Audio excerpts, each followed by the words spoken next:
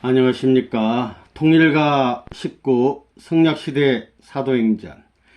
참 아버님의 부름을 받아 오직 뜻을 위해 사생결단 전력투구의 길을 걸으시어 참 아버님을 기쁘게 들이신 참으로 존경하는 선배님들, 오늘 이 시간에는 유종영 회장님에 대해서 알아보도록 하겠습니다.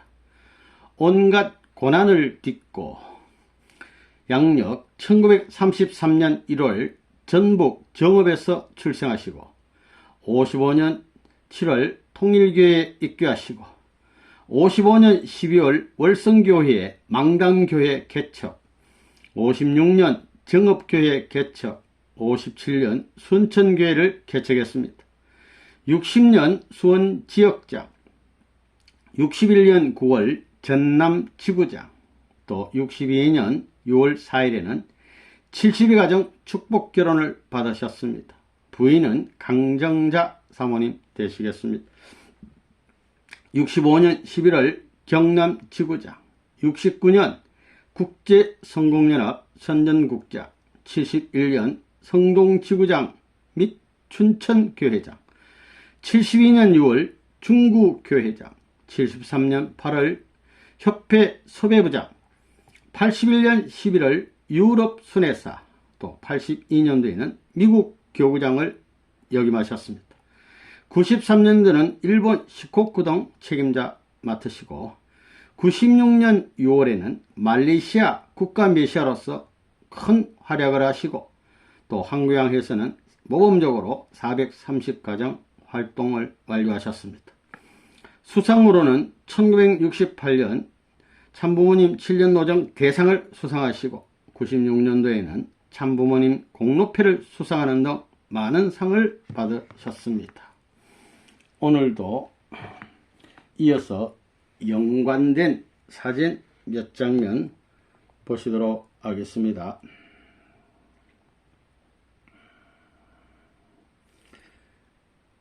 예, 요 사진 되겠습니다. 이분이 유종영 회장님 되시겠습니다. 조상이 공적이 많은 분 되겠습니다. 이마가 훤하십니다. 예, 입술이 두툼하셔서 네 분이 사랑이 아주 돈독하실 것 같습니다. 귀한 사진 되겠습니다. 요 사진은 1961년에 축복을 받으시고 찍은 사진 되시겠습니다. 예, 사모님 계시고 아주 초창기 때 사진 되시겠습니다.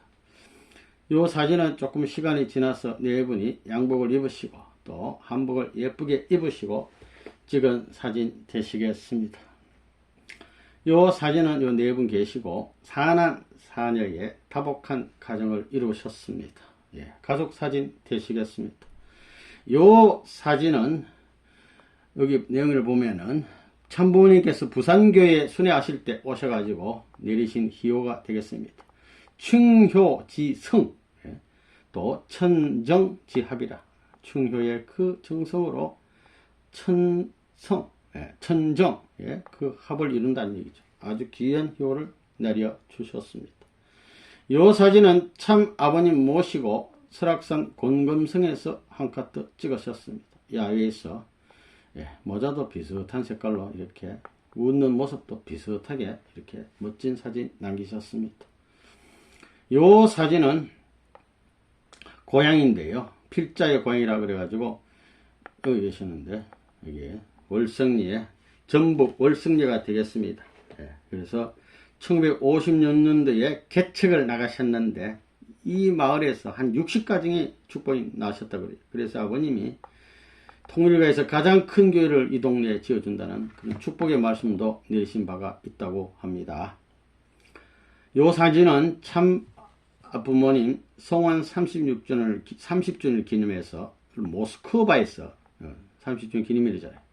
모스크바에서 지도자들과 부모님 모시고 찍은 사진 되겠습니다.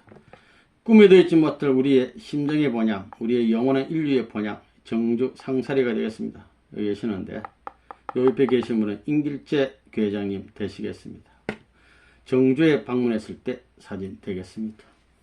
요 사진은 유종영 씨 종족적 메시아 선포식이라 그래가지고 92년도에 선포식 하는 장면 되시겠습니다. 제29회 참 하나님이 날 때 지도자들과 참 복림상 수상자들이 찍은 사진 되겠습니다.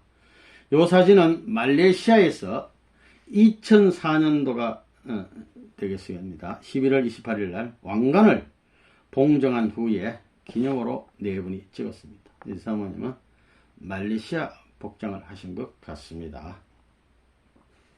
이 사진은 말레이시아 국회의원들이 한국을 방문해서 천정궁에서 또 한 카트 찍은 사진 되겠습니다.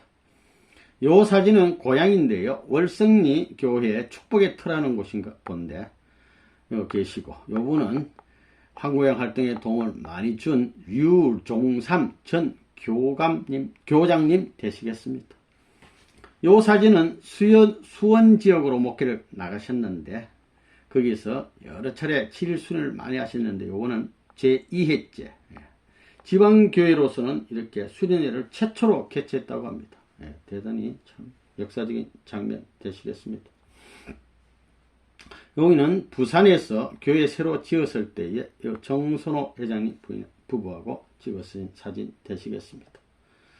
요 사진은 2004년도에 그 옆에 말레이시아 옆에 인도네시아라는 나라에서 쓰나미가 크게 일어나가지고 아주 어려움이 많았는데 옆나라이니까 좀 도와주자 이래서 헌금을 많이 이렇게 구호 성금을 모으는데 그때 이제 열심히 활동을 해가지고 돈을 모으는 것이 참 아버님께 알려져서 아버님께서도 10만 불을 하소했다고 합니다. 그거 플러스 또 식구들 돈 모아가지고 210만 불을 이 말레이시아 이분이 부총리한테 갖다 줬답니다. 그래서 다 모아가지고 인도네시아 도와주라 이거죠.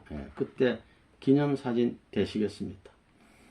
요 사진은 말레이시아 국가 매시로서 활동을 많이 하셨는데 그때 요 누워 계신 분이 이분이 누구냐면 바두카 세레하라는 여사인데 많은 도움을 줬답니다.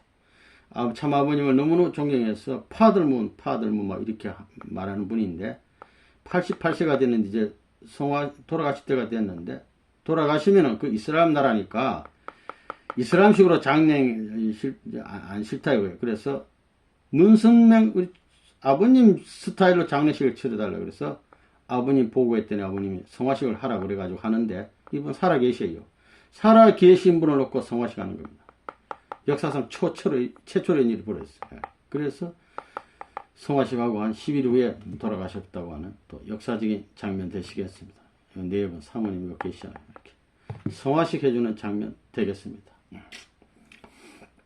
여기는 고향교회에 참 공간을 짓는데 요분 일본인 부부인데 헌금을 많이 해줬답니다. 그래서 기념사진 찍은 것이 되겠습니다. 요 사진은 산수원 애국회라고 딱 한번 붙였는데 창립 멤버들하고 찍은 사진 되겠습니다. 창립 멤버들하고요. 요 사진이 2002년도 3월달 사진 되겠습니다. 그런데 요 산수원이라는 글자도 아버님께서 최초로 내려주셨다고 합니다. 산은 인간의 뼈 같고 수는 인간의 피를 상징하고 원은 살을 상징한다. 자연을 사랑하라. 그런 말씀해 주시면서 고행에서 이런 활동을 함으로 말미암아 아버님이 최초로 산수원이라는 희호를 내려주셨답니다. 이것이 전국적으로 확대가 됐답니다. 그러니까 산수원 애국회의 뿌리가 되고 시작이 되는 이 역사적인 장면 되겠습니다. 이 장면은 한 고향에서 430가족 축복 완료하는 장면 되시겠습니다. 여기 계세요. 그래서 귀한 장면 되겠시고 그 다음에 연세가 90세가 됐습니다. 말레이시아에서 국회의원들이 막 자기들이 서명을 하고 선물을 가지고 이렇게 보내주셨어요. 그래서 기념사진 또 찍은 것이 되겠습니다. 요 사진은 요분은 누구냐면 심평근 회장님 되겠습니다. 사무총장 되겠습니다. 그래서 우리 회장님 회고록 그러니까 자서전 출판하는데 아주 많이 힘을 쓰시고 노력하시고 그래서 자서전이 출간이 됐는데 함께 한 카트 찍은 사진 되시겠습니다. 요 사진은 또 야외에서 아주 찍은 사진 되겠습니다. 부모님 모시고 또 찍은 사진 되시겠습니다. 요 사진은 경남 지구장 시절에 성공 강의도 많이 하시고 활동을 많이 하셔서 내무부 장관으로서 통일교회 이름으로 최초에 받은 상이 되시겠습니다. 내무부 장관상, 감사장. 요분은 김영광 의원 부부가 되시는데 이스터 가든에 참 모시고 가서 부모님 모시고 찍은 사진 되겠습니다. 이분이 요 네 분이 많이 협조를 했다고 합니다. 18가정 축복 때도 그렇고 카프레이드 할 때도 그 나라에서 안 된다고 그러는데 이분이 힘을 많이 쓴 것 같아요. 그래서 카프레이드도 하게 하고 하여튼 화환도 전 12개 부처에서 환에 오도록 노력하고 큰 공을 세웠답니다. 예, 그래서 기념 사진 찍었습니다. 요 장면은 재밌는 장면인데 어디냐면 제주도에서 아버님이 꽁 사냥하는 장면 되시겠습니다. 모시고 있잖아요. 그런데 꽁 잡으러 가시는데 꽁이 안 보이고 뭐 참새 같은 거 이런 거나 이제 날아다니고 하니까 아버님이 역시 이상하다. 참새가 다 어디 저 꽁이 이사를 간다 이런 농담을 하시면서 뒤로 돌아보면서 그 유 회장님 보시고 이야 유종령이 너 꽁같이 생겼단 말이지. 너가 꽁을 메고 다녀야지. 꽁같이 생긴 놈이 꽁을 메고 다니지 않으니까 꽁들이 다 숨어버렸지. 이렇게 농담을 하시면서 그랬더랍니다. 그래서 막 식구들이 웃고 막 이랬는데 진짜 꽁같이 생겼다 이러면서 그런데 나중에 꽁을 메고 다니니까 꽁이 많이 나타나가지고 많이 잡으셨답니다. 재밌는 장면 되시겠습니다. 요 장면은 또 청도에서 노루사냥하는 장면 되시겠습니다. 아버님이 총도 메시고 짝대기 진 사람들은 뭐 이게 몰입꾼 안 되겠어요. 그래야 좀 잡지. 역사적인 또 재밌는 장면. 이번에 김영희 회장님 되시겠습니다. 요 장면은 천성호 그러니까 1963년 6월 16일 참 진수시가는 그런 장면 되시겠습니다. 어머님도 그때는 젊으시고 그때 계시는데 그때 전남 지구장 시절인데 헌금을 전남 지구에서 제일 많이 했다고 그래요. 그래서 이 역사적인 배를 샀다고 합니다. 요 사진은 참 아버님께서 제주도에서 이 낚기 힘든 이 참도미 있잖아요. 참도미를 낚으셔가지고 야 이거 잡기 어려운 고기 잡았단 말이죠. 그래가지고 기념으로 내가 본 떠준다 이래가지고 여기다 이래 먹을 칠해가지고 종이다 딱 덮으면 찌는데 요걸서 이렇게 본을 떠줬답니다. 1987년 6월 10일 되시겠습니다. 요 장면은 미국 이스트 가든에서 세계 낚시대회를 했는데 1, 2, 3등 하는데 조금 차이로 4등 했어요. 그래서 아버님이 상장과 금일봉을 하사해 주셨답니다. 요 장면은 아까 고향인 그 사진 비슷한 건데요. 기념 식수하는 장면 되시겠습니다. 월성리에서 네 분 박보 회장님, 김 회장님 또 전북 지역장들이 모여가지고 했는데 기념 식수를 했다고 해요. 요 장면은 한복을 입고 춤을 추시는데 뭐냐면 워싱턴 DC 처치라고 했잖아요. 그러니까 해피 버스데이 이렇게 해서 쉽게 말하면 참부모님 탄신 행사 때 즐거워서 춤추는 장면 되시겠습니다. 이건 아버님께서 전화 받으시고 뒤에서 또 이렇게 한 카트 찍으시고 요 장면은 이게 무슨 모자냐면은 참 아버님께서 보스톤이라는 곳에서 투나를 잡는데 1300파운드는 최고로 당시 큰 이 고기를 잡았어요. 그때 쓰시고 낚시했던 모자 되겠습니다. 아버님이 박물관에 보관하라고 그랬다는데 이걸 이제 유 회장님이 이제 보관하도록 가져왔다 얘기죠. 그래서 또 아버님 계시고 그 모자가 그 모자 같아요. 한번 써보신 것 같아요. 알래스카에 가셔서 바다 낚시하는 장면 되시겠습니다. 요 장면은 이 장면 126파운드 되는 할리밭 그러니까 이게 넙치가 되는데 큰 것도 잡으셨어요. 그래가지고 기념사진 찍어 놓으셨네요. 또 알래스카 노스 가든이라는 곳에서 미국에서 활동 중이던 한국 출신 공직자들과 더불어서 아버님 모시고 노스 가든 이렇게 되어 있습니다. 찍은 사진 되시고 요 사진은 무슨 사진이냐면은 일본에서 활동하실 때에 일본 여성 16만 명 한국에 와서 수련받고 또 올 때도 1만엔인가 헌금을 하는데 거기 1등을 했답니다.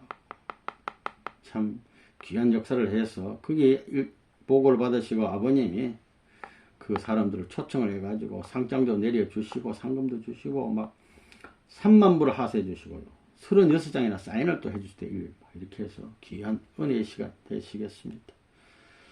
요 사진은 참 아버님께서 국가 메시아들 브라질 판타날이라는 곳에서 오게 해가지고 이거 고기 낚시 섭리를 하시는데, 이 도라도라는 고기입니다. 이게 노란 고기인데 이 낚싯줄에 걸리면 한 2, 3m 난답니다. 뛰는데 이거 40마리, 또 빠꾸 40마리, 보가 40마리, 수루비 40마리, 총 160마리를 잡아라고 그러는데, 유정령 회장님이 이거 다 잡으셨대요. 네 번째로 다 잡으셨다고 합니다. 요 사진은 전라의 지구장으로 계실 때는 아버님이 순에 오셔서 시호를 내려주셨는데, 전라잖아요. 지 유정령 할 때 유자 구, 또 천종, 지 대명. 그래서 큰 울린다. 열심히 유정령 열심히 활동해 가지고 큰 실적을 거둔다, 이런 뜻이 되는 것입니다. 그리고 또 희호를 내려주셨는데, 이 희호는 뭐냐면은 아버님이 여의도 구국 세계대회 때 승리하시고 나서 청바당에 오셔가지고 너무 기쁘셔가지고 희호를 때 몇몇 식구들한테 하사해 주는데, 우리 유종령 회장님께는 천리 하늘에 떠다니 지원, 천이지원 세계권이라는 귀한 희호를 이 청파동 집 아랫방에서 하사해 줬다고 합니다. 회고록을 이렇게 1, 2 해서 2권을 출판했는데 읽어보시면 좋을 것 같습니다. 귀한 내용이 많이 있습니다. 요 회고록에 쓴 일부분 되는데 한번 읽어보도록 하겠습니다. 승리의 간정과 아버님의 축복, 이렇게 해서 덴버리 출감 승리의 다음 날인 1985년 8월 21일 뉴욕 벨베디아에서 내적 집회가 열렸다. 미국의 전 간부들이 다 모였다. 아버님은 나에게 승리의 간정을 시키셨다. 나는 유창하지 못한 영어로 심정을 다하고 뜻을 다하고 정성을 다해 식구들과 하나로 움직였다는 사실, 그것이 승리의 뿌리가 되고 요인이 되었다고 단언하였다. 이는 나의 승리가 아니라 참 부모님을 위하고 사랑한 식구들의 승리요, 세계의 수도 와싱턴의 승리적 승리다. 그러니까 승리하니까 우리 같은 박수갈채가 쏟아졌다. 그때 그 감격은 문학적으로 표현하기 힘들다. 승리적 승리요, 심정의 승리요, 모두가 하나로 뭉쳤던 노력의 승리다. 그날 아버님께서는 나에게 와싱턴의 승리는 내가 어떤 죄를 짓더라도 한 번은 용서받을 수 있는 절대 조건이 되었다고 하셨다. 아주 귀한 은혜의 말씀 주셨어요. 어떤 죄지도 한 번 용서해준다. 이처럼 1985년 8월 20일은 덴버리 감옥의 영원한 승리의 날이 되었다. 뜻 중심한 영감을 얻고 의지로 실천할 때 축복으로 완성된다. 이런 귀한 아버님의 축복이 계셨습니다. 사진은 이것으로 보고 이제 수기 읽어보도록 하시겠습니다. 수기 제목은 온갖 고난을 딛고 유종영 우리 회장님 되시겠습니다. 문을 두드리다. 1955년 6월의 뜨거운 태양이 차차 열기를 잃어갈 석양역에 나는 신촌의 노고산 언덕 위에서 친구인 안영주 군과 같이 통일교회 이야기를 하고 있었다. 그런데 마침 그때 통일교회에 다니는 이대생 2명이 걸어오고 있었다. 그래서 그 학생들이 통일교회 한번 오시오. 그래서 그 말을 듣고 며칠 후 혼자서 장충동의 통일교회를 찾아가서 유효원 전 협회장으로부터 창조원리와 메시아 강림론을 들었는데 퍽 과학적이고 논리적인 종교 이론이라고 생각됐다. 다음날 또 강의 들으러 오후 다시 교회를 향해 가는 길에 유효원 선생님이 남자 2사람 사이에서 지팡이를 짚고 걸어오는 것을 발견했다. 나는 유 선생님 강의 들으러 옵니다 했더니 기쁜 표정으로 아 그래요? 오늘 내가 바쁜 일이 있으니 며칠 후에 오십시오 하고는 2 남자를 따라가 버렸다. 그날 석간신문에 통일교회 누구누구 수감이라는 기사를 읽고 참 정신이 아찔하였다.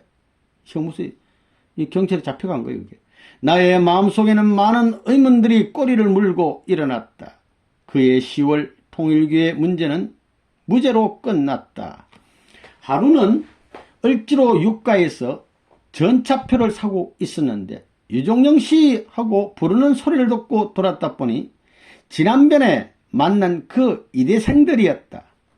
한동안 통일교를 잊고 있었는데 다시 내 마음속에서 되살아나기 시작했다. 그 다음 일요일에 나는 청파동에 있는 통일교회를 찾아갔다. 젊은 선생, 아버님이죠. 열렬하고 힘찬 설교를 들으면서도 무슨 뜻인지 이해가 안 됐지만 많은 느낌이 왔다. 나는 주일마다 교회에 나갔다. 어느 날 밤 열심히 기도를 드리고 있는데 마음과 몸에 이상한 느낌이 왔다. 감고 있는 눈 앞에는 무언가가 아롱거렸다. 환상을 본 것이다. 어느 날 밤에 나도 모르게 무릎을 꿇고 기도를 하였다. 그 후 자신의 의식을 깜빡 잃는 찰나 어느 푸른 초원을 걷고 있었다. 환상 중에, 기도 중에 깨끗한 초원 가운데로 고든 길이 나 있었는데 그 길을 따라 한참 걸어갔더니 아담한 집이 보였다. 그 문을 열고 들어가자 여기는 예수님이 사는 곳이다. 안으로 들어가자라는 직감이 왔다. 안에는 예수님을 중심해서 좌우편으로 사람이 앉아 있었다. 예수님은 나에게 잘 왔습니다. 당신이 지금 나가는 교회에는 제2 예수가 있습니다. 원리를 들으십시오 라고 말씀하셨다.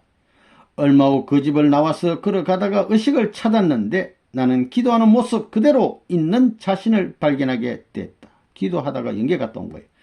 그 후에도 공부에 정신이 팔려서 원리를 듣는 데에는 관심을 가질 수 없었다. 며칠 후 기도하고 싶은 충동이 일어나서 책을 덮고 기도를 드렸다. 아버지, 이 죄를 용서하여 주시고 참된 진리의 길을 찾게 하여 주소서. 나의 의식은 차차 희미해지면서 전날과 같은 초원을 지나 예수님이 계시는 집으로 들어갔다. 예수님께서는 나에게 왜 원리를 듣지 않느냐? 당신이 다니는 교회에 예수 대리가 있어. 예수 대리자가 있다. 이제 가면 꼭 원리를 들으시오 하신다. 그러면서 여기 왔으니 천국 구경이나 하시오 하고시고는 어느 두 사람을 따라가라고 하셨다. 우리는 둥근 모양의 물체를 탔는데 위로 한없이 올라갔다. 우리가 내린 곳은 운동장 크기의 넓은 공지였다. 거기서 3층 계단을 타고 언덕으로 올라가니 3층 계단을 올라가니 웅장하고 금빛 찬란한 건물이 있었고 문에는 천사가 지키고 있었다. 천사가 이 건물에는 12문이 있다고 했다. 참으로 아름답고 황홀했다. 큰 문을 열고 들어가니 큰 홀이 있었고 사방으로 흰 빛이 찬란했다. 그곳에서 하나님은 나에게 말씀하셨다. 세계에서 너 하나를 택했다. 너가 가는 곳은 어디나 산 실적을 남길 것이다. 원리를 공부해서 열심히 일하라고 하시면서 너의 부모를 만나고 가라. 그러나 지금은 때가 되지 않았으니 말은 하지 말아라고 당부하셨다. 이분은 12살, 13살 때 조실부모한 분이에요. 나는 12살 때 양친을 잃었기 때문에 희미하게나마 얼굴을 기억할 수 있었는데 만나보니 틀림없는 나의 양친이었다. 나의 가슴은 두근거렸다. 얼마 후에 나는 다시 집으로 돌아왔다. 이렇게 신비한 영적 체험을 하고 나니 나의 인생이 바뀌어지는 것 같았다. 그러나 고민은 두 겹, 세 겹으로 늘어났다. 목표를 세워놓고 초를 아끼며 공부하고 있는 나로서는 원리를 듣는다는 것에 대해 큰 결단이 필요했다. 나는 생각 끝에 일주일간 학교를 쉬고 원리 강의를 들었다. 그리고는 통일교회의 식구가 되기로 마음먹었는데 제2 예수, 예수의 대리가 과연 누구일까 하는 의문이 가시지 않아서 유 선생에게 물었더니 벌컥 화를 내시면서, 유 선생이라는 유언협회장, 그런 소리를 할 바에는 오지 말라고 하셨다. 나는 매우 불쾌하였다. 12월 25일 크리스마스 밤에 교회를 찾아갔다. 안방에서는 즐거운 놀이가 준비되었고 작년 식구들도 모이기 시작했다. 여대생들의 권고로 안방에 들어가니 깨끗한 기부인들과 아름다운 여대생들, 풍채 좋은 장년 식구가 꽉 차 있어서 초라한 나의 모습 때문에 구석으로 갔다. 선생님은 흰옷에 양단 조끼를 입고 계셨다. 잠시 후 말씀도 듣고 노래도 불렀다. 상품이 남아서 제비를 뽑게 될 즈음에 나는 눈을 감고 있었는데 하얀 할아버지가 내 옆으로 걸어와서 오늘 밤 너가 제비를 뽑을 것이다 라고 말하였다. 눈을 뜨고 허벅지를 꼬집어 보았지만 진짜였다. 다시 눈을 감고 있으니 또 그 할아버지가 걸어오시더니 제비를 바구니 한가운데서 집어라 그러면 틀림없다고 말하는 것이었다. 나는 그 말대로 바구니 한가운데서 제비를 집었다. 모두들 조급하게 펴보았지만 나는 부끄러워 가만히 있었다.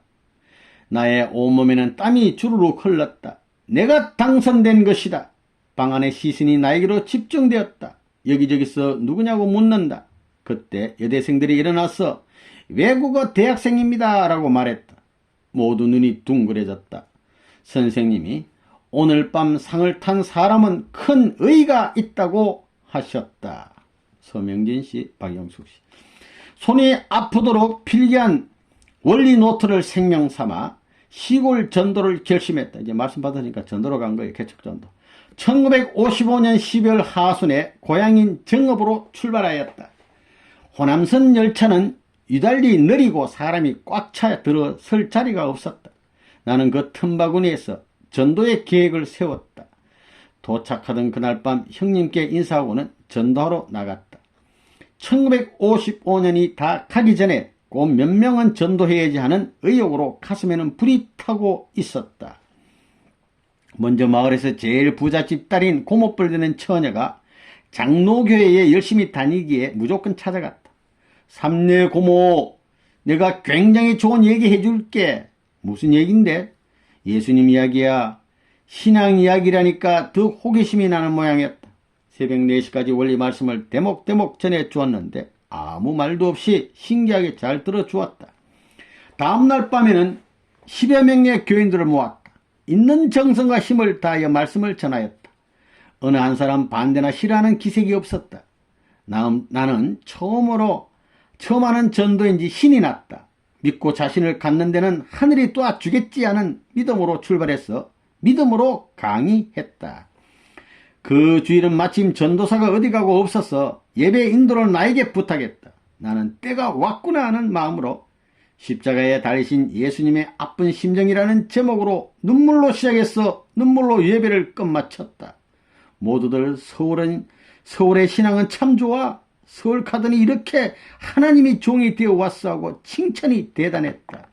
그들 모두 우리 식구가 다 된 느낌이었다. 그러나 서울 무슨 교회 다니냐고 물어오는데 차마 통일교회라고 바뀔 수가 없었다. 마음속에서는 조바심이 그치질 않았다. 우선 중심 식구 셋을 세워야겠다고 생각하고 정삼례, 정운형의 몇 사람을 불러놓고 내가 통일교회에 나가고 있음을 밝혔다. 모두 깜짝 놀라면서도 태연한 척했다. 그러고선 한 사람 한 사람 포섭하기 시작했다. 얼마 후에 정읍 장로교회에서 이 사실을 알고는 목사, 장로, 집사 등 30여 명이 자전거를 타고 왔다.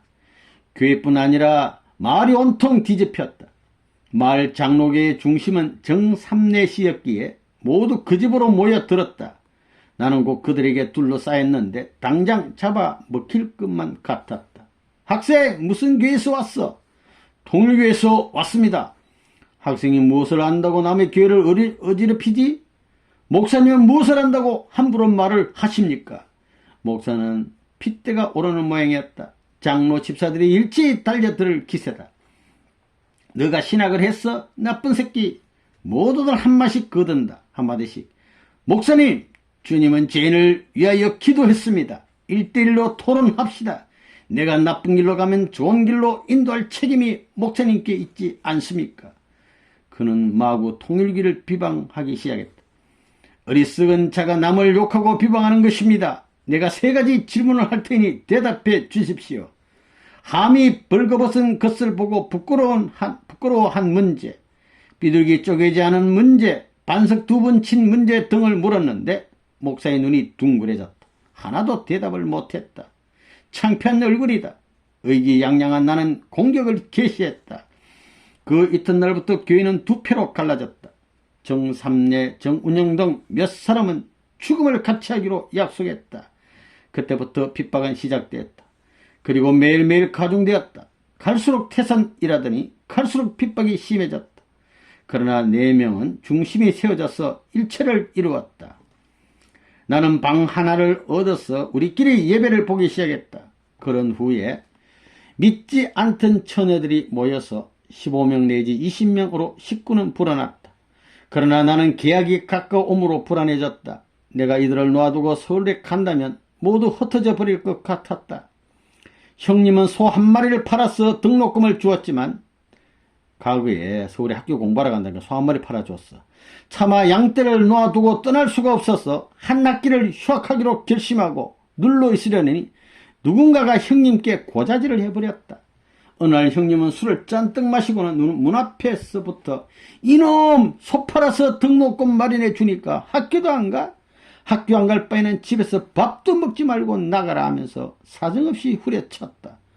나는 그 길로 산에 올라가 밤새도록 기도를 드렸다. 무릎 밑에서는 피가 흘러 뚝뚝 떨어지고 있었다. 심정은 더욱 강해졌다.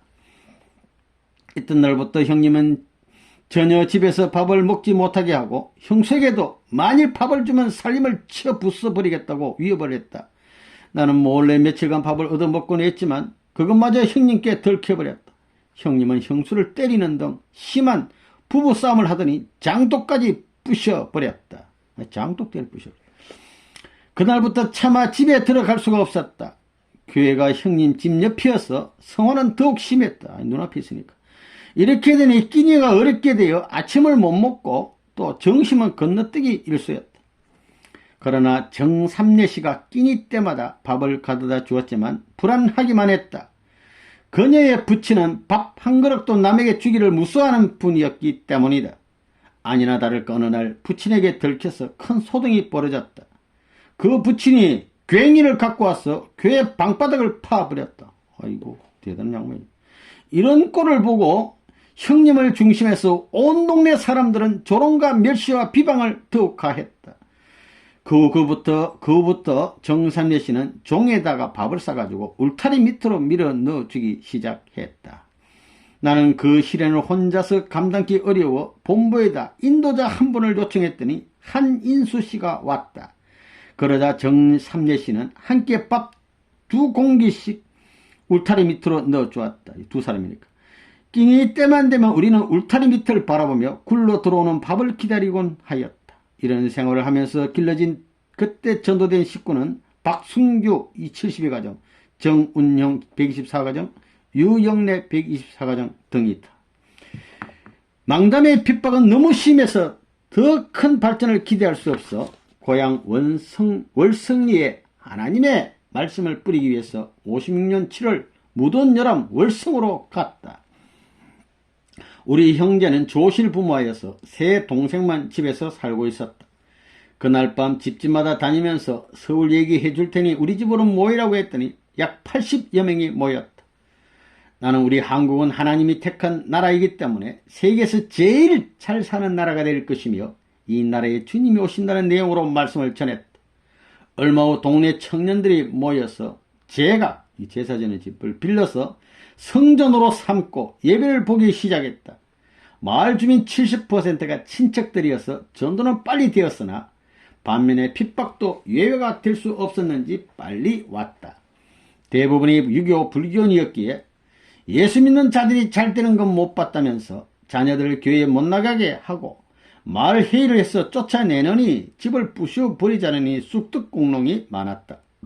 미친 녀석, 죽일 녀석이 내 이름처럼 따라다녔다. 하루는 한 동생이 술을 마시고 와서는 우리 모두 살림을 그만두자 하면서 집에다 불을 질렀다. 마을 사람들이 달려와서 불을 껐으나 나는 그동안 전혀 동생들을 돌보지 않고 다녔기에 동생들에게 오해도 받았다. 이런 시련 속에서도 식구들의 심정은 불붙어만 갔다. 이때 뿌린 씨앗이 인연이 되어 입교한 대표적인 식구로는 유학규, 유종두, 유종풍씨 등 60여 명의 축복가정이 배출됐다. 그해 가을에 정읍으로 나와서 쌀 5가마의 값을 준비하여 읍내에 있는 2층 집을 얻어서 교회 개척을 시작했다. 나는 중고등학교를 이곳에서 다녔기 때문에 안면이 있는 사람이 많았다. 그러나 체면이나 안면을 가리고서는 전도할 수 없었다. 나는 매일 밥을 지어 먹고 전도 대상자를 찾아 나섰다. 제일 먼저 얻어진 식구가 유봉상군을 중심으로 한 학생들이었다. 그의 겨울은 몹시 추웠다. 2층에는 얇은 이불로 지내니 손발이 시릴 땐 이빨을 악물고 밤을 새워야만 했다. 아침은 얼어서 음식을 먹지 못하게 되니 거의 금식을 하며 지냈다. 이불 쓰고 있어도 온몸이 얼어버려. 춥고 어려운 환경 속에서도 나와 학생들은 열심을 다하였다. 한 명이 오든 두 명이 오든 정성을 다하여 강의를 하였다. 하나의 어린 생명이 전도되면 천하를 얻는 기분이었다. 정읍에서 한 생명을 살리는 것은 곧 내 고향을 살리는 것이라고 생각했다. 어느 날 옥세인 할머니가 전국순에 차 정읍에 오신다는 전보가 왔다. 나는 곳곳을 뛰어다니며 서울에서 귀한 손님이 오시니 전부 모이자고 전했다. 그날 저녁에 2층 성전을 60여 명의 식구가 꽉 메웠다. 옥세인 할머니와 식구들은 울음 가운데 집회를 성황리에 끝냈다. 정읍에서 남아진 식구는 유봉창 식구와 유종문 식구였으나 유종문 식구는 월성교회를 신축하다가 교회를 짓다가 병이 나서 이름 없는 순교자가 되었다. 나는 1957년 7월 20일 정석원 할머니와 짝이 되어 억수같이 쏟아지는 비를 맞으며 순천으로 떠났다. 전도하러 40일 동안을 생활해야 하는데 우리는 빈손으로 출발했다. 예수님처럼 때처럼 기차가 대전에 당도했을 때 식구 갈아타려고 대전에서 또 갈아타야 돼. 식구 8, 9명이 어느 식구를 환송으로 나왔다가 오지 않자 과자와 빵 몇 상자를 우리에게 주고 갔다. 빈손인 우리에게는 큰 힘이 되었다. 또 전주에서도 부인 식구들이 광주로 전도 나가는 식구를 환송으로 나오는데 그분들이 오지 않자 찰떡과 과자를 우리에게 전해주었다. 갈아타고 갈아타는 곳에서 참 우연히 이런 은사가 있었어요. 예기치도 않은 은사에 우리는 하늘 앞에 더욱 감사드렸다. 빈손으로 가는데 이제 먹을 게 많이 생겼어. 기차가 순천에 도착했을 때는 어둠이 짙게 깔려 있었다. 비는 보슬보슬 내리고 사방을 분간할 수가 없었다. 어디로 갈 것인가? 비를 촉촉이 맞으며 어느 기와집으로 들어가서 하룻밤 묵을 것을 요청했다가 거절당했다. 그리고는 한동안은 어느 집 처마 밑에 서 있었는데 그때 그곳을 지나가던 어떤 부인이 보기에 딱했던지 말을 걸어왔다. 나는 한 가닥 희망을 걸고 어머니를 모시고 서울에서 순천으로 구경을 왔는데 여관을 찾지 못하여 여기에 서 있습니다라고 했더니 자기 집에서 하룻밤 묵어 가라고 하였다. 그래서 겨우 마음을 놓고 하룻밤을 유숙했다. 다음날은 아침 일찍 일어나 그 부인의 시아버지께 큰 절을 올리고는 가져온 과자를 드렸더니 마음이 흡족하셔서 이것저것 물어보시고는 며칠 더 있다 가라고 하셨다. 우리는 그 집에서 아침을 먹고는 곧장 순천여고에 황 선생이라는 분을 만나서 방학 기간에 영어 공부할 학생이 있으면 모집해달라고 부탁했더니 내일 오라고 한다. 다음날 희망자가 40명이 되어 장소 얘기를 했더니 황 선생이 예식장을 40일간 빌려주었다. 첫날에는 2명이 왔다. 7일째 되는 날에는 한 학생이 인간은 왜 만물의 영장입니까? 하고 질문을 던졌는데 다른 학생이 가지각색의 대답을 했다. 나는 그들의 대답을 모두 부정했다. 한 여학생이 그럼 선생님 어떻게 생각하십니까? 하고 물어봤다. 나는 때가 왔구나 하고 창조 원리를 강의했다. 여학생들은 기뻐서 어쩔 줄 몰랐다. 그로부터 매일 2시간씩 원리 강의를 했다. 점점 전도의 기대가 이루어져서 김영희 협회장이 주신 돈으로 방 한 칸을 얻어서 40일 동안을 쓰기로 하고 옮겼다. 식사는 해결할 수가 없어서 얻어먹기로 결정하고 큰 귀화집으로 들어갔다. 가슴은 떨리고 온몸에 전율이 왔다. 밥 좀 얻으러 왔습니다 했더니 부엌에 있던 젊은 여자가 나와서 나를 보더니 성한 사람이 밥 얻으러 왔소? 나가시오. 그 소리를 들은 즉시 얼굴이 확 달아올랐다. 아, 세상에 제일 어려운 것이 어디로 다니는 것이구나. 나는 절실히 피부로 느꼈다. 그때 마침 전주의 강칠 아주머니가 쌀 한 말과 고추장, 된장을 보내주셔서 연명을 할 수 있었다. 그동안 학생 몇 명이 전도되었다. 자취하는 학생이나 좀 여유가 있는 학생들이 쌀과 반찬을 가져와서 근근히 살았다. 40일째 되는 날 우리는 통일교에서 나왔음을 밝히고 첫 예배를 보았다. 27명이 모였다. 그 후 정소근 할머니가 상영하신 뒤 이제 40일 됐으니까 돌아가시고 나는 중대한 길에 서서 고민하기 시작했다. 이 어린 양떼를 두고 갈 수는 없고 그렇다고 학교를 2번이나 휴학할 수도 없는 형편이었다.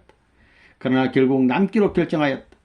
우리가 묵고 있었던 예식장에 이 선생이 살았는데 어느 날 원리를 듣게 됐다. 그리고는 나의 식생활은 그들 부부가 맡겠다고 나서서 아슬아슬한 고비를 넘길 수가 있었다. 나는 휴학기에 쫓아 까마득히 입고 열심히 전도에만 도취하여 돌아다녔다. 그러던 어느 날 예식장에 이 선생이 이유도 없이 식사를 해줄 수 없으니 당장 나가라고 했다. 눈앞이 캄캄했다. 이 불을 다 살리지 못하고 간다면 전도의 불길 말이야. 꺼지는 모닥불이 되고 말 것이다. 마음이 착잡하여 산으로 올라갔다. 천주교 묘지가 있는 한적한 곳에 이르러 열심히 기도를 올렸다. 많은 시간이 지난 후 묘 안에서 음성이 들려왔다. 가기는 왜 가? 거듭 3번이나 같은 소리가 들렸다. 가기는 왜 가냐고 말이야. 음성이 들렸어. 묘지에서. 눈을 떠보니 주위에는 어둠이 깔리고 있었다. 그 후 3일 동안 학생들 집을 번갈아 다니며 식사를 했다. 성전도 없어서 학생들 집을 다니며 예배를 보았다. 그 후 며칠이 지나자 아주머니의 마음이 돌아서서 다시 그 집에서 식사를 하며 전도를 하였다. 이곳에서 황인태, 양준수, 김종률 씨 등 27명이 전도됐다. 예상치도 않았던 수원교회 인도자의 명을 받고 수원에 도착한 날은 1960년 9월 4일이었다. 교회에 들어서도 맞아주는 식구는 한 명도 없었다. 밤늦게 한 식구가 와서 우동 한 그릇을 사주고는 아무 말 없이 가버렸다. 3일을 지나고 나 자신과 수원재단을 성별코자 3일 금식을 했다. 상황을 살펴보니 식구들 심령 수습이 급선무요. 그리고 싹월세의 기한이 다 된 성전 문제 해결과 전도가 과제였다. 우선 신방을 해야겠다고 생각되어 매일 식구들 집을 방문하여 사정과 심정 상태를 파악했다. 서로가 사정을 나누고 심정을 털어놓게 되니 정이 들고 식구들의 심령은 다시 살아나기 시작했다. 이정희씨 집사, 이부전 집사, 김탄실씨 자매와 그 모친 등 중심 식구들이 힘을 모아 40만원짜리 성전을 전세로 얻었다. 그런 후에 흩어졌던 식구들이 하나둘씩 모여들기 시작했다. 얼마 후 나는 내계군 용인화성 안성 평택을 책임지는 지역장이 되었다. 수원은 날로 발전하게 되니 경제적인 면에서도 자리가 잡혀가기 시작했다. 61년 3월 15일 제1차 지역 수련회를 개최하여 수련생의 3분의 2가 개척 나가게 되었다.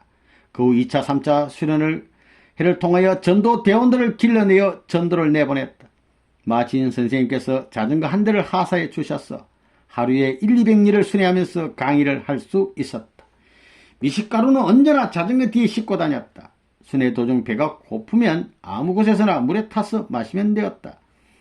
어느 처녀 전도대원이 활동하고 있는 곳에 갔더니 처녀만 10명이 모여 있어서 밤늦도록 말씀을 전하고 이튿날 그 마을을 나서는데 식구들이 눈물을 흘리며 손을 흔들어 전송해 주었다.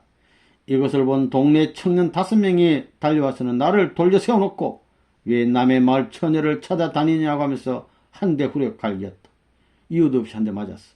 나는 전도 외에는 아무 목적도 없다고 사정하여 겨우 그들에게서 풀려났다. 오산을 순회하다가 커브길에 급히 달려오는 버스를 피하려다 3m 높이의 논바닥으로 굴러떨어지고 말았다. 다행인지 다친 곳은 없었다. 큰일 날 뻔했어. 하루는 안성 순회 갔다가 밤늦게 수원교회에 들어서는데 코피가 쏟아지기 시작했다. 코를 막아도 계속 흘러내렸다. 골이 멍하니 텅 빈 기분으로 젖었다가 혼수 상태에 빠져버렸다. 며칠 동안 식구들의 보살핌으로 죽음의 고비를 넘기겠다. 먼 것 없이 활동하니까 사람이 피가 없어요. 쓰러진 거예요. 수원 지역은 식구들의 단결과 적극적인 활동으로 발전해 나갔고 경제적으로도 타교회를 도울 수 있는 여유가 생겼다. 전국이 9개 지구로 나눠지게 됨에 따라서 나는 초대 전남 지구장으로 발령을 받고 뿌리 박혀 있는 정을 아쉬워하며 9월 4일 밤초로 수원을 떠나왔다. 밤을 꼬박 열차에서 세우고 이튿날 새벽 6시 30분경 광주에 내려 동명동에 있는 판잣집 교회에 들어서게 되었다. 부서진 문짝이며 울퉁불퉁한 마루짝등, 마루바닥이 울퉁불퉁해 성전으로서는 너무도 보기 흉했다. 아침은 식구들이 마련해 주어서 먹고 점심과 저녁은 고구마 45원치 대신 했지만 매일을 고구마만 먹고 생활하니 속이 쓰리고 아팠다. 그러나 그것도 없으면 굶기 일쑤였다. 할 수 없어서 형님께 쌀과 반찬을 얻으러 갔더니 장가도 못 가고 먹을 것도 없는 주제에 지구장은 무슨 놈의 지구장이야 하며 핀잔을 준다. 장로교에 다니는 사촌들은 헛일 그만하라고 모욕을 하였다. 형님과 친척들 앞에 반대받았어. 겨우 쌀 2말과 반찬을 얻어와서 생활하다가 떨어지자 여학생 3명이 도시락 작전을 시작했다. 여학생들이 셋이서 점심을 먹지 않고 도시락을 놓고 가면 나는 한 끼 하나씩 먹었다. 혹시 한 학생이라도 결석하면 점심은 10원짜리 고구마 2개로 때웠다. 그것도 없을 때는 며칠을 굶다시피 했다. 하루는 형님께서 교회로 나를 찾아왔는데 초라한 교회를 보더니 들어오지도 않고 교회 앞에 앉아서 헛일 그만하고 집에 가자고 한다. 효과가 없자 지구장이 다 뭐냐 버럭버럭 화를 내다가 그냥 가버렸다. 어느 날 전남을 발전시키려면 수련회를 해야겠구나 하는 생각이 떠올랐다. 수련회를 통해서 전도요원 양성과 식구들의 원리무장 그리고 새 식구 전도길이 열릴 것을 확신하고서는 식구들을 찾아다니며 호사했더니 제1차 수련회에 16명이 참석했다. 추운 겨울 차디단 마루방에 앉아서 아까 투두투두한데 꽁보리밥에 소금국을 먹으며 수련을 받는 수련생들의 어려움과 고생을 어찌다 말할 수 있으랴. 수련생들이 돌아가서는 얼마나 활동을 했던지 2차 수련회에는 70명 수련생이 모여들었다. 21일 동안 빈틈없이 하루 10시간씩 강의를 속갱했다. 대단한 분이. 이때는 여름이어서 계속되는 강의를 듣느라고 수련생들은 매일 땀으로 목욕하다시피 했다. 하는 분이나 듣는 사람이나 땀으로 목욕해. 그런데도 모두 눈물의 역사를 일으켰다. 이렇게 해서 그들은 전남 지역에 뿌려진 생명의 씨앗이 되었다. 29차 수련회를 마쳤을 때는 전남의 어느 곳이든 우리 수련생들이 살지 않는 곳이 없었다. 수련회를 할 때마다 주민들의 반대가 극심했다. 새벽 5시부터 밤 11시까지 수련을 했으니 주민들은 때를 지어 몰려와서 고함을 지르고 욕을 퍼붓고 난리를 피웠다. 그래서 한쪽에서는 강의를 하고 한쪽에서는 그들을 설득시켜 보내야만 했다.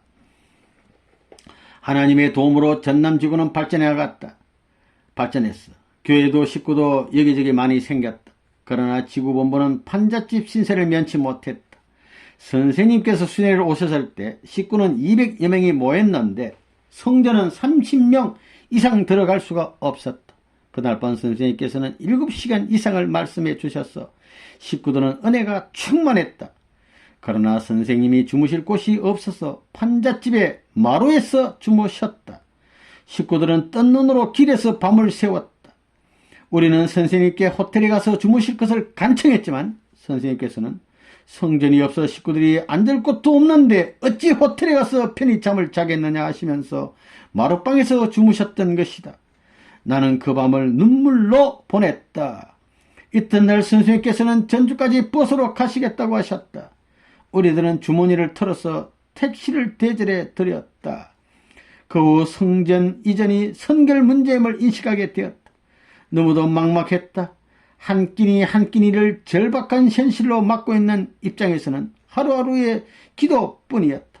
그러나 어느 날 지역장회의에서 성전 이전 문제를 결정하여 전 지구의 식구들이 헌금으로 금동으로 이전했다. 그러나 성전 마련에 너무 정성을 쏟다 보니 생활이 더 어려워졌다. 꽁보리밥이 남아 한 끼 먹고 나면 다음 끼니를 걱정해야 했지만 식구들의 도움으로 한 끼 한 끼 하루하루가 넘어갔다. 지구본부 요원이 6명이었는데 돈 200원을 주고 10일간 지방순회를 떠났다. 떠나면서도 걱정을 했지만 그것이 전 재산이었다. 돌아와서 물으니 모두 웃었다. 점심만 겨우 먹고 있는데 이 학생이 쌀을 2만이나 갖다 주어서 쌀밥만 먹고 있다는 것이다. 금동에서도 교회를 옮겨야 할 단계가 왔다. 계속된 수련회로 인하여 주인집 딸 등의 역사가 심해서 하루라도 빨리 옮기지 않으면 안 되게 되었다. 식구들과 상의하여 헌금을 모았으나 23만원 밖에 안 되었다. 1만원이 부족한 것이다.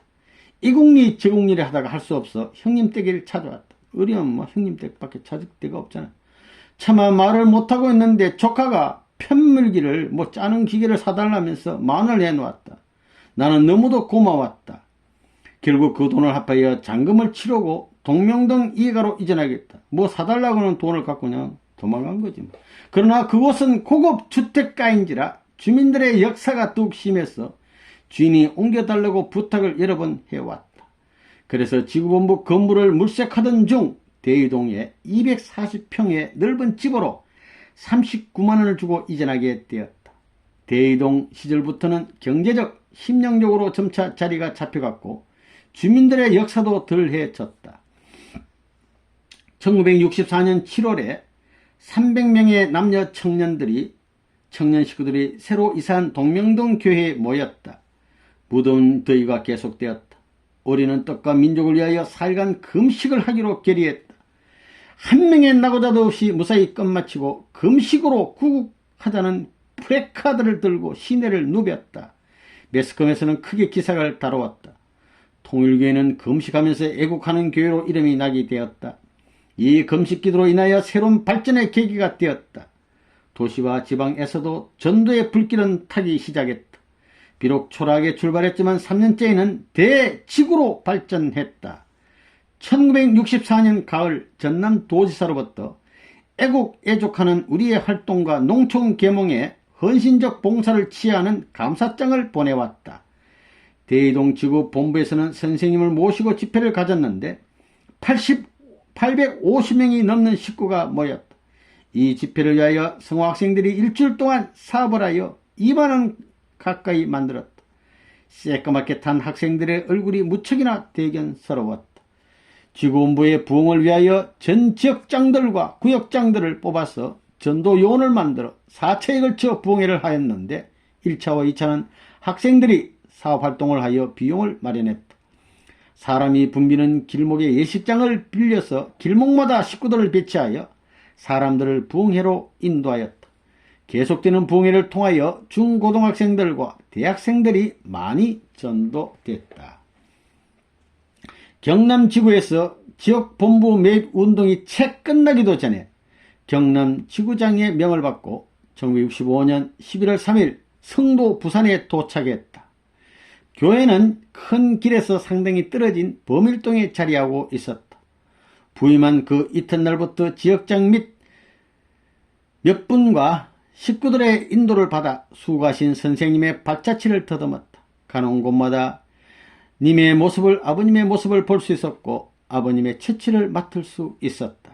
경남지구에서 제일 급한 문제는 7명의 지역장을 보충하는 것과 지구본부 이전 그리고 경제 문제였다. 우선 부인회를 조직하여 매월 정성을 쌓게 하고 나도 매일 성지를 다니며 정성을 들였다.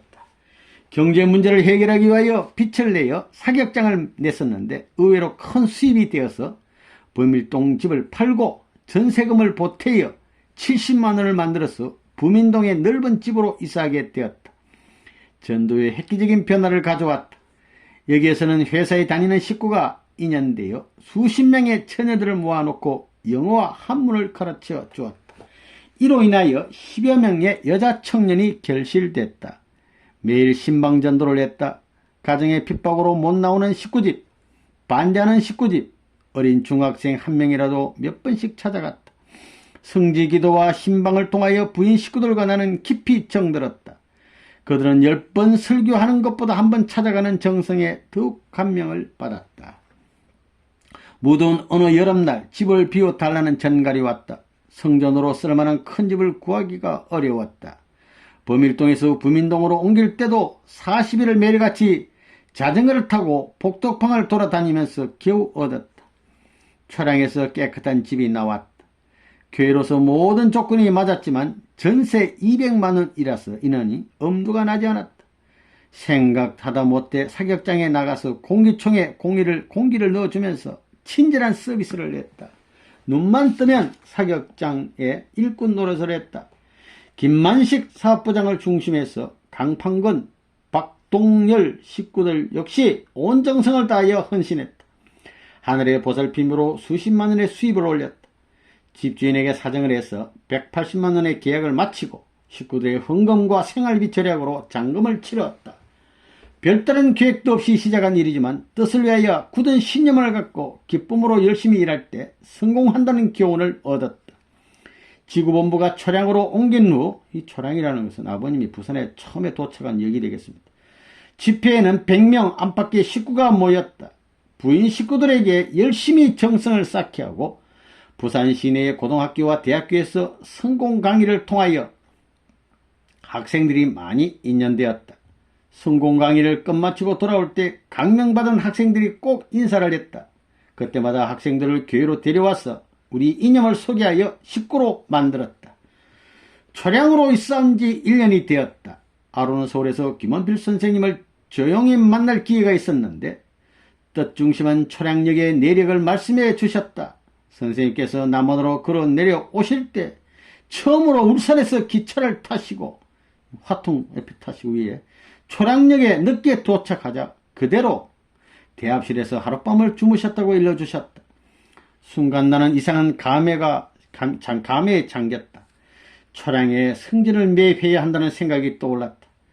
지구본부는 초량역 정면에 위치하고 있었기 때문에 날마다 성전 매입에 강한 충동을 받았다. 뿐만 아니라 선생님께서 노동을 하셨던 제3부도가 눈앞에 바라 보였다. 그러던 중 부산 본역이 초량역으로 옮긴다는 소식을 들었다. 그렇다면 틀림없이 땅값이 폭등할 것이다. 그 우연히 집주인이 찾아왔다. 우리는 정심을 나누며 신앙적인 얘기를 하다가 원리 말씀도 나누었다.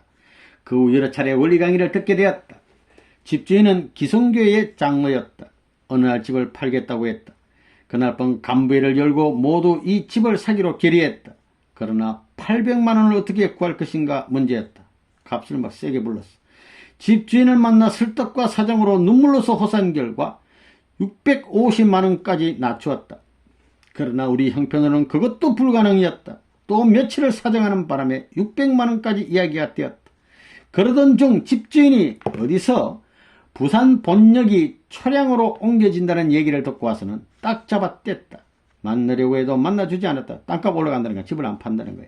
나는 정선우 씨와 이런 새벽에 찾아가서 택시에 태워서 교회에 데리고 와서 호소했다. 나중에 성나갈 듯 하더니 하루만 여유를 달라고 하더니 또 소식이 없다.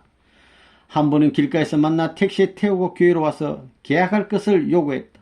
그러나 몰래 도망쳐버렸다. 며칠이 찾아다녀도 도망치고 숨어버렸다. 하루는 밤까지 기다리고 있다가 집으로 돌아온 사람을 납치하다시피 해가지고 교회로 데려와서 몇 시간을 담판했어. 제발 좀 팔아라 이거. 드디어 580만 원의 계약서를 쓰게 되었다. 집주인의 손이 떨렸다. 계약된 며칠 얼마 후 땅값이 몇 배로 뛰었다. 성전은 대단한 염가로 계약되었으나 돈이 문제였다. 우리는 초량의 지구본부를 마련하느라고 먹을 것 입을 것 제대로 못하고 허리띠를 졸라매야만 했다. 이 지구상에서 공산주의를 멸하지 않고서는 참된 천국을 땅 위에 건설할 수 없다가 성공활동을 해야 하겠는데 관공서에 출입하는 하던 경험이 없던 나라서는 망설여졌다. 그러나 용기를 내어 경남 경찰국 정복 과장을 찾아가서 통일교회 지구장이라고 인사를 하니 눈이 휘둥그레진다. 그러더니 첫마디가 통일교회는 엄나는 교회지요? 하고 쏴붙인다. 내가 치안국에서 조사관으로 있어서 통일교회 사건을 잘 압니다. 말할 사이도 없이 후리친다. 사실을 얘기해도 믿지 않고 통일교회는 모두 엄난하다고 규정지어 버렸다. 정말 난처했다. 며칠을 두고 매일 방문했다. 가기 전에 눈물 어린 기도를 올렸다. 정복과정은 나 전도하기 위해서 매일 옵니까? 이제부터는 우리가 방공운동을 전개하겠습니다. 신앙의 제일 원수는 신의 존재를 부인하는 공산주의입니다. 누구보다도 종견이 앞장서서 이 운동을 전개해야 합니다 했더니 흐흐흐 웃어댄다. 그러나 모두 비웃음과 멸시를 받으면서도 끈질기게 찾아가서 기어코 이해를 시켰다. 그 다음엔 국장 면회를 신청했지만 몇 번 거절당했다. 자꾸만 찾아갔더니 허락했다. 통일교에 대한 선입감이 없었기 때문에 부정하지는 않았지만 확실한 응답은 안 했다. 무려 40일간 무려 25번을 찾아가 다니며 설득했다. 나의 여리한 노력에 감동되었던지 후에 여러 사람들에게 나는 유단장의 유종룡 회장 말한 겁니다. 유단장의 열심에 감동되었습니다라고 말했다.